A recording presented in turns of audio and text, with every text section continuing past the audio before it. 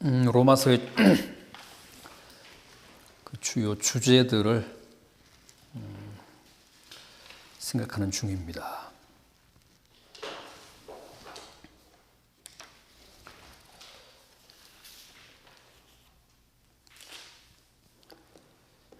지난 시간에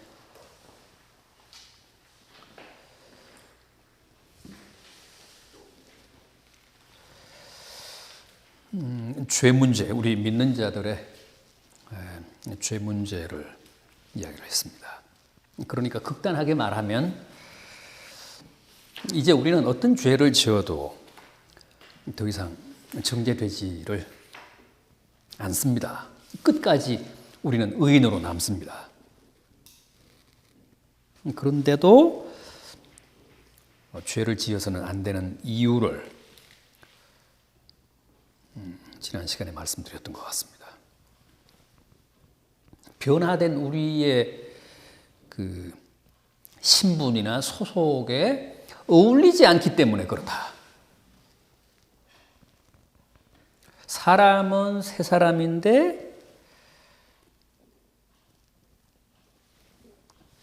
살아가는 모습은 여전히 옛 사람이라면 그게 앞뒤가 안 맞다는 거죠.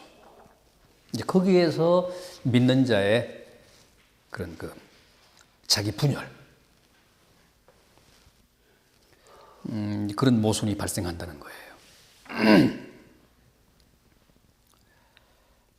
그리고 또 하나는 믿는 자는 이제 그 지상 과제가 성화인데 죄를 짓는다는 것은 그 성화에 아주 치명적이다. 죄는 구원받은 하나님의 백성들의 성화를 방해한다. 그래서 죄를 피해야 한다는 말씀을 드렸습니다.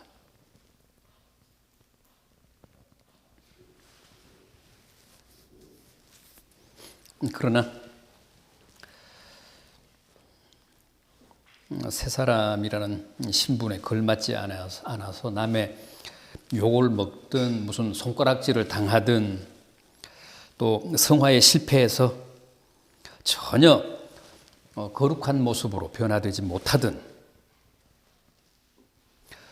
내가 받은 구원이 취소되거나 하나님의 자녀라는 신분 그 자체가 해소되지는 않는다.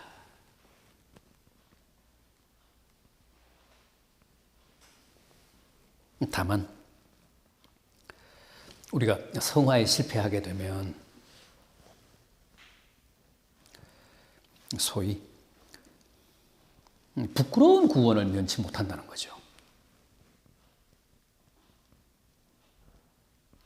구원이면 구원이지 무슨 부끄러운 구원이냐, 이제 그런 문제를 제기하시는 분이 있는데 그렇지 않습니다. 구원에도 뭐가 있다고요? 급수가 있다고 그랬습니다.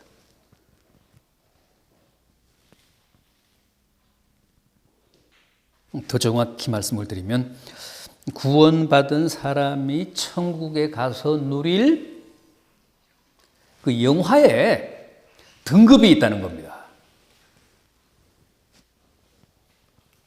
이 땅에서의 신앙생활의 내용과 성화의 정도에 따라서 하나님이 최후 심판을 통해 우리가 천국에서 누릴 영광인 그 영화의 등급을, 수준을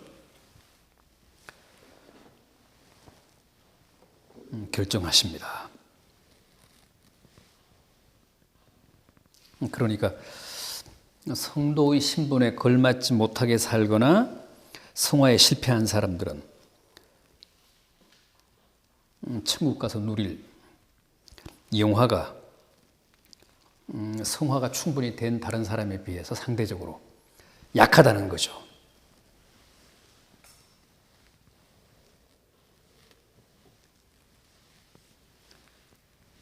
그게 저 유명한 그 고린도전서 3장 14절, 15절 말씀입니다. 고린도전서 3장 14절 15절 한번 보죠. 고린도전서 3장 14절 15절. 만일 누구든지 그 위에 세운 공적이 그대로 있으면 상을 받고 누구든지 그 공적이 불타면 해를 받으리니 그러나 자신은 구원을 받되 불 가운데서 받은 것 같으리라. 최후의 심판 때 그동안 이 세상을 살면서 쌓은 이제 공적이 공의로우신 하나님에 의해 심판을 받는데, 심판을 당하는데 그 세운 공적이 그대로 있으면 상을 받고 그 공적이 불타면 그 쌓은 공적이 엉성해서 좋은 소재로 쌓지를 않아서 제대로 성화가 되지 않아서 제대로 축적한 공적이 없어서 그게 불타 없어지면 해를 받는데 어떤 해를 받는다고요?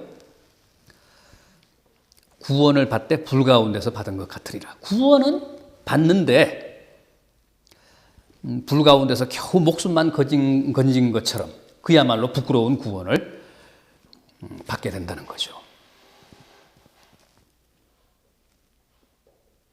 영화로운 구원이라기보다는 아름다운 구원이라기보다는 마치 불 가운데서 받은 것 같은 그런 부끄러운 구원, 남루한 구원, 상대적으로 다른 사람에 비해서 초라한 구원을 면치 못한다는 거죠.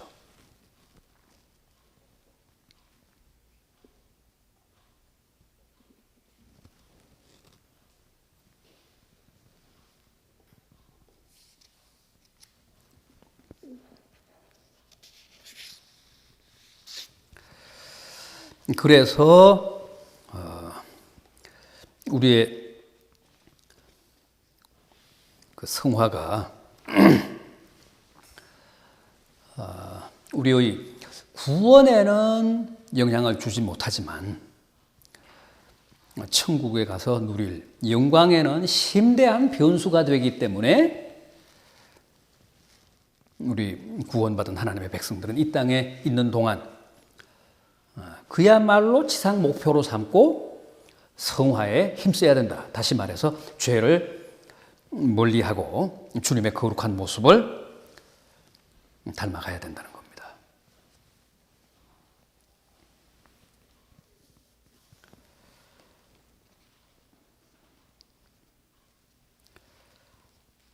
자,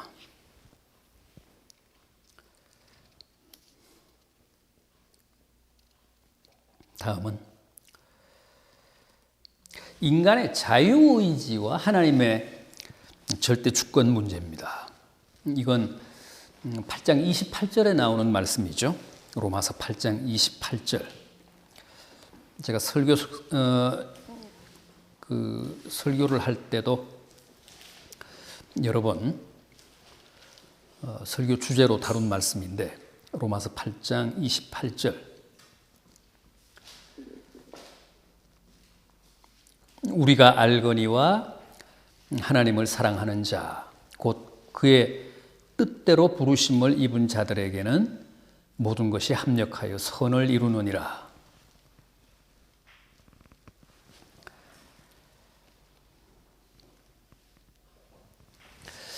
여기서 하나님을 사랑하는 자는 누구라고요? 뭐라고요? 인간의 자유의지를 뜻한다. 왜냐하면 우리는 하나님을 사랑할 수도 있고 하나님을 미워할 수도 있는 그런 자유가 보장된 존재입니다. 따라서 하나님을 사랑하는 자란 인간의 자유의지를 뜻합니다. 곧 그의 뜻대로 부르심을 입은 자들에게는 그랬는데 그의 뜻대로 부르심을 입은 자들은 뭘 뜻한다고요? 하나님의 절대 주권을 의미한다는 뜻입니다. 그런데 우리는 흔히 인간의 자유의지와 하나님의 절대 주권은 서로 상반된 개념이라고 생각합니다. 그런데 실제는 그렇지 않다는 거죠. 이 로마서 8장 28절도 바로 그 사실을 우리에게 말씀합니다. 하나님을 사랑하는 자, 곧 그 뜻대로 부르심을 입은 자.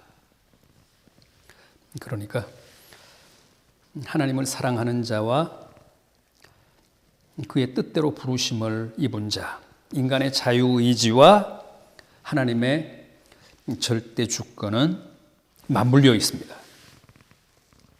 별개가 아닙니다.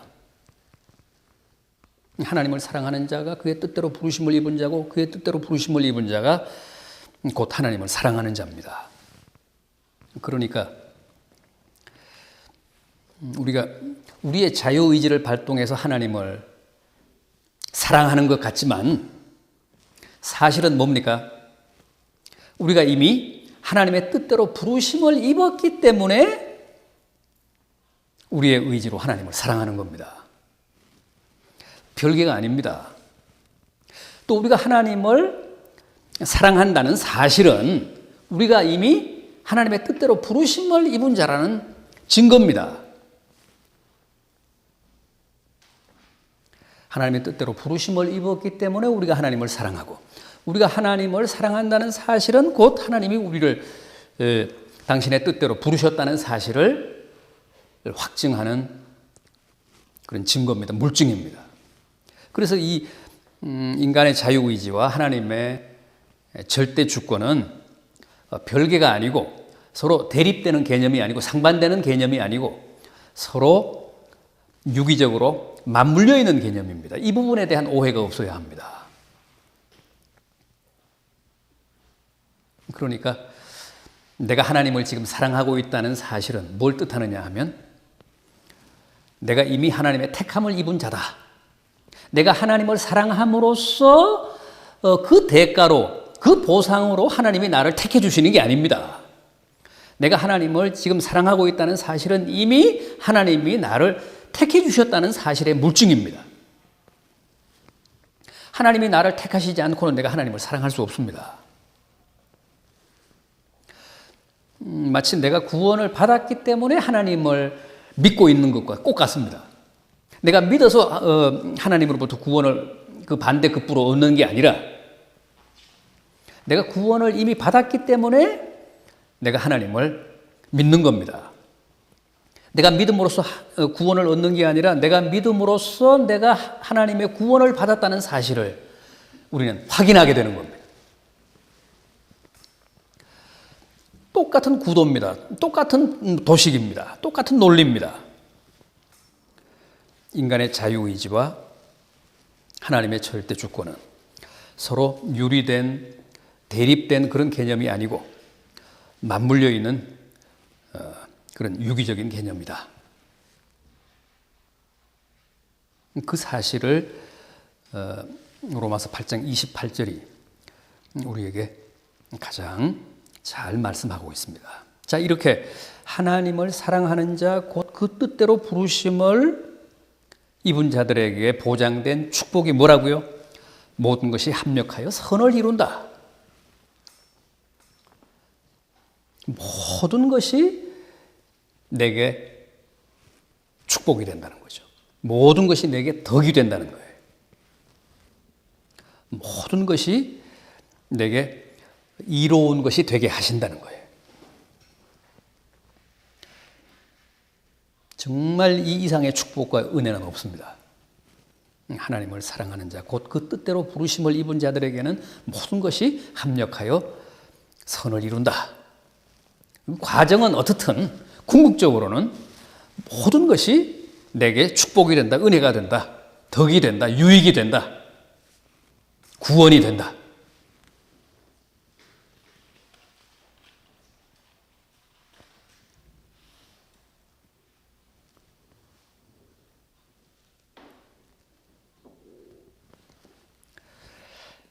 거듭 말씀드리지만 인간의 자유의지와 하나님의 절대 주권의 관계를 여러분들이 꼭 잊지 마시고 기억하셔서 성경과 교리를 이해하는데 혼선이 없기를 바랍니다.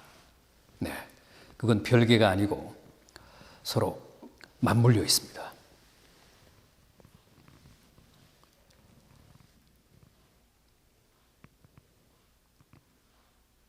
다음은 우리 구원의 수순을 한번 보겠습니다. 구원의 수순. 이 8장 30절을 한번 보십시오. 8장 30절을 보면 가장 간결하게 정리가 되어 있습니다. 뭐라고 했습니까? 미리 정하신 그들을 또한 부르신 그들을 또한 의롭다 하시고 의롭다 하신 그들을 또한 영화롭게 하셨느니라. 한 영혼이 구원의 완성에 이르기까지의 과정을 이렇게 아주 간명하게 한 절로 정리를 해놓은 말씀입니다. 이것도 꼭 기억을 해 두셔야 됩니다. 미리 정하신 그들을, 요건 뭐죠? 미리 정했다? 예정. 또한 부르시고, 이건 뭐죠? 선택. 네. 선택. 예정, 선택. 요 두 개를 우리가 한꺼번에 말할 때는 택정, 뭐 이렇게 하죠. 택정. 예정과 선택을 한꺼번에 택정이라고 하는데 어쨌든 예정, 그 다음에 부르시고 선택하시고 그 다음에 부르신 그들을 뭐 한다고요? 의롭다 하셨다. 칭의. 사실은 의롭지 않음에도 불구하고 의롭다고 불러주셨다. 의인으로 간주해 주셨다. 칭의.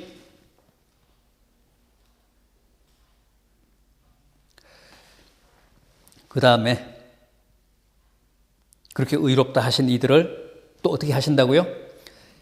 영화롭게 하신다. 영화. 정확하잖아요. 예정, 선택, 칭의, 영화. 물론 이제 칭의와 영화 사이에 그 성화가 있죠. 그거는 이제 우리의 몫이니까. 그건 이제 우리의 몫이죠. 우리가 열심히 주님의 모습을 닮아가야죠. 거룩한 모습으로 변화가 돼야 되죠. 이제 그게 결국은 영화의 수준을 결정한다는 겁니다. 이게 구원의 수순입니다. 예정, 선택, 칭의, 영화.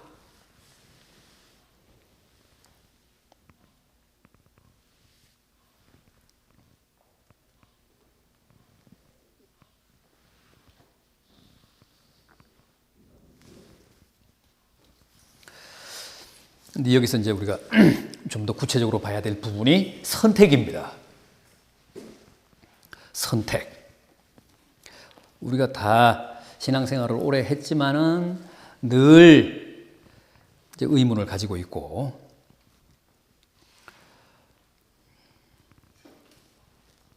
항상 좀 석연찮게 생각하는 부분, 이 선택.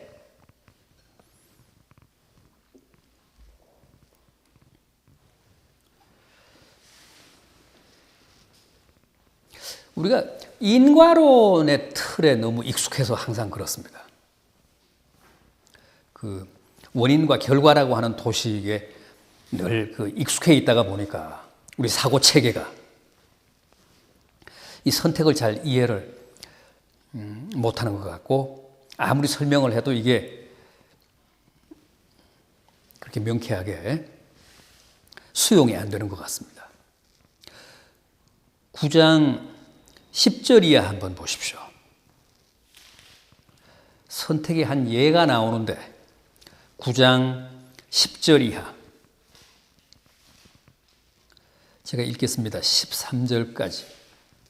그뿐 아니라 또한 리브가가 우리 조상 이삭 한 사람으로 말미암아 임신하였는데 그 자식들이 아직 나지도 아니하고 무슨 선이나 악을 행하지 아니한 때에 택하심을 따라 되는 하나님의 뜻이 행위로 말미암지 않고 오직 부르시는 이로 말미암아 서게 하려 하사 리브가에게 이르시되 큰 자가 어린 자를 섬기리라 하셨나니 기록된 바 내가 야곱은 사랑하고 에서는 미워하였다 하심과 같으니라.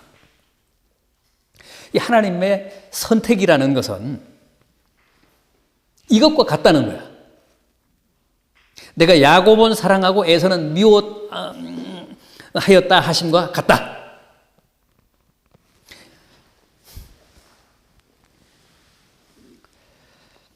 그래서 여기 이제 제시된 선택의 모델이 바로 야곱입니다. 태어나기도 전에 이 두 사람의 운명이 갈렸잖아요. 이미 결정이 났잖아요.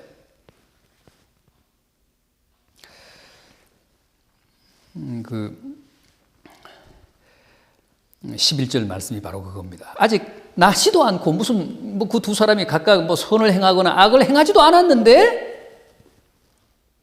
그들의 행위에 따라서가 아니라 하나님의 뜻으로 말미암아 그 두 사람의 운명이 결정이 났다는 거예요. 결정이 됐다는 겁니다.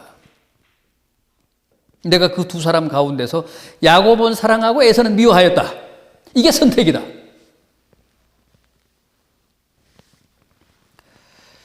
그러니까 우리는 흔히 그렇게 생각하잖아요. 야곱은 차남임에도 불구하고 하나님의 축복을 그토록 갈망해서 어떻게든 하나님의 축복을 상속받기 위해서, 차지하기 위해서 형 에서로부터 장자직을 빼앗고 또 아버지 이삭으로부터 장자에게 내리는 축복을 훔쳐서 결국은 자기가 원하는 그런 축복을 승계했다. 우리는 보통 그렇게 이해를 하고 그렇게 해석을 하는데 그게 아니라는 거죠. 정확하게 거꾸로 해석을 해야 된다는 거예요. 왜 야곱이 그렇게 신들린 사람처럼 살았는가? 왜 야곱이 차남임에도 불구하고 장자직을 빼앗으려고 그렇게 집요한 그 집착을 보였는가? 야곱이 그래서 장자가 된 게 아니라 이미 하나님이 태어나기도 전에 야곱을 택하셨기 때문에 숙명적으로, 운명적으로 그렇게까지 장자직에 몰두하면서 결국 형의 운명을 지가 가로챘다는 거죠.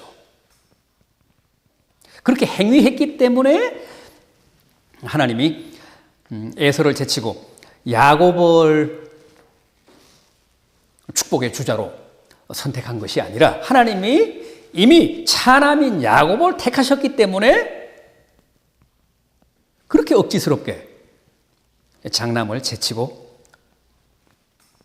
하나님의 축복을 승계하는 그런 주자의 자리를 차지하게 됐다는 거예요.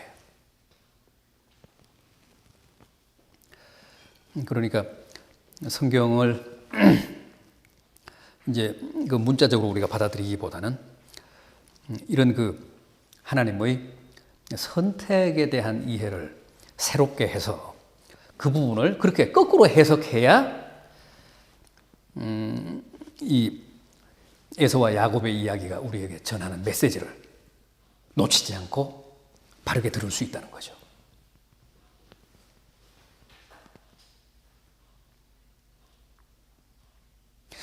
야곱이 그렇게 발버둥 쳐서 장자직을 빼앗았다. 그렇게 되면 그건 율법이 되는 거예요. 자기 노력으로 쟁취를 한 거니까. 아주 피투성이가 되도록 투쟁해서 빼앗은 거니까. 그건 율법이야. 성경이 말씀하려고 하는 건 그게 아니에요. 태어나기도 전에, 선악을 행하기도 전에 하나님이 차남인 에서를 사랑해서 택하셨고 야곱을 택해서 당신의 그 축복을 승계하는 주자로 삼으셨기 때문에 그렇게 처절한 삶을 살았다는 거죠.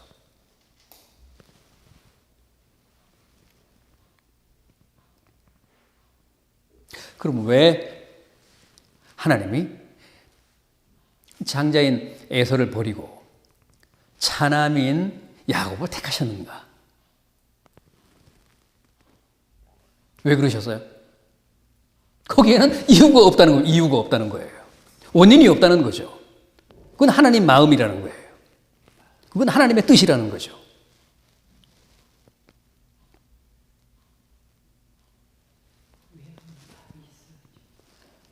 그러니까 답이 없는 거예요. 그 원인이 없다는 거예요.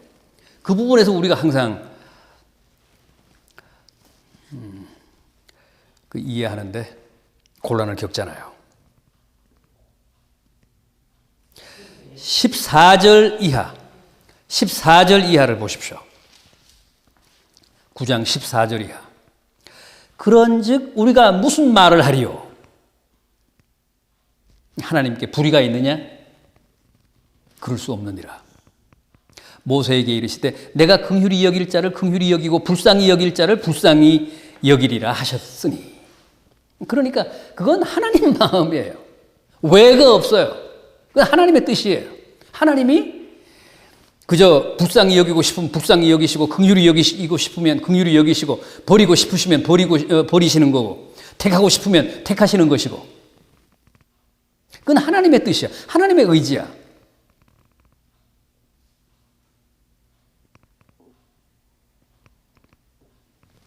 또 20절, 21절 보십시오. 20절, 21절. 그래도 우리가 자꾸만 문제 제기를 하고 석연찮아 하니까 자꾸만 대들고 따지니까 20절, 21절 보십시오. 이 사람아, 네가 누구이기에 감히 하나님께 반문하느냐? 지음을 받은 물건이 지은 자에게 어찌 나를 이같이 만들었느냐 말하겠느냐?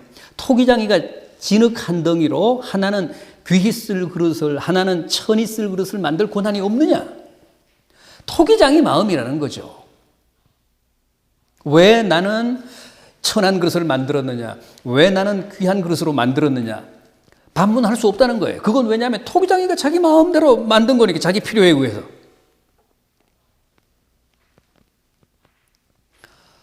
인간적으로 생각하면 아니 똑같은 재료인데 똑같은 흙인데 왜 저 사람은 귀한 그릇으로 만들고 나는 이렇게 천한 것으로 만들었느냐. 그런 형평의 문제를 제시할 수는 있겠죠. 그러나 어쨌든 토기장이로서는 천한 그릇도 필요하고 귀한 그릇도 필요하고 큰 그릇도 필요하고 작은 그릇도 필요해서 자기 필요에 따라 자기 의지대로 그렇게 만든 거예요. 그러니까 결코 반문할 수 없다는 거죠. 이게 소위 선택의 문제입니다. 이게 난해한 선택의 문제입니다.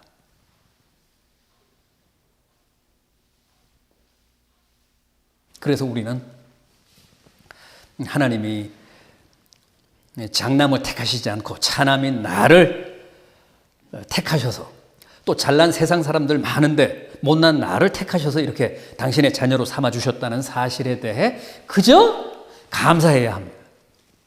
내가 태어나기도 전에 내가 선악을 행하기도 전에 하나님이 일방적으로 다른 사람 제치고 나를 택하셔서 당신의 자녀로 삼아주신 사실에 대해 감사하며 감격하는 게 그게 옳은 반응이지. 왜? 라고 의문을 제기하면서 대드는 것은 그건 바람직하지 않다.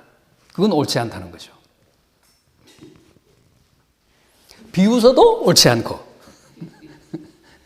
그러니까 애초에 에서를 야곱을 장자로 삼으시지 무단에 하필도 장자를 또 에서를 해놓고 그것을 또 믿고 야곱을 또 장자로 만든. 아니 그건 이제 하나님이 우리는 생각이 얕아가지고 예, 거기까지 생각이 못 미쳐서 그렇지 하나님 쪽에서는 그게 다 필요하셨던 거예요. 그래서 야곱을 더 이제 훈련을 시키고 연단을 시키시기 위해서 그렇게 하셨을 수도 있고. 네. 그러면 목사님들도 출생 후에 그 저기 지위 뭐 행위 뭐 이런 거 안 따지기 때문에 목사님도 지금 보기에 선택 받은 것 같지만 목사님들 중에서도 나중에 선택 안 받을 분들이 많다는 거예요. 그렇게 따지면. 아니 뭐 그건 또 하나님이 뭐 그거 알아서 하실 일이고 그 무슨 말씀인지 잘 이해는 안 되는데. 지금 보기에는 저기 겉으로 보기에는 선택을 당하신 것 같지만 그럴 수도 있죠. 네. 아니 아직도 아님이 된다는 거죠. 아니 그것도 아니고 예수를 믿는 자는 다 구원을 받으려 했으니까 하나님의 주장은 또 그랬지만 주님 믿는 자는 다 구원을 받는다 했으니까 아니 그거는요 구원을 받았어요. 구원을 받는 게 아니라 구원을 받았기 때문에 믿는 거예요. 네, 그러니까 내가 지금 믿는다는 것은 지금 여러분들이 믿고 계신다는 것은 이미 구원을 받았기 때문에 믿는 거예요.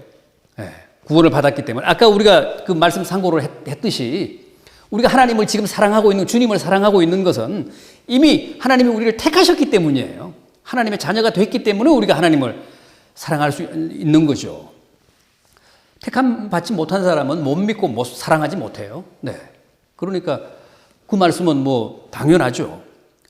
지금 예수를 믿으면 다 구원을 받아요. 아니, 이미 구원을 다 받았어요. 왜냐하면 구원받지 않고는, 택함 받지 않고는 믿지 못하니까. 하나님을 사랑할 수 없으니까.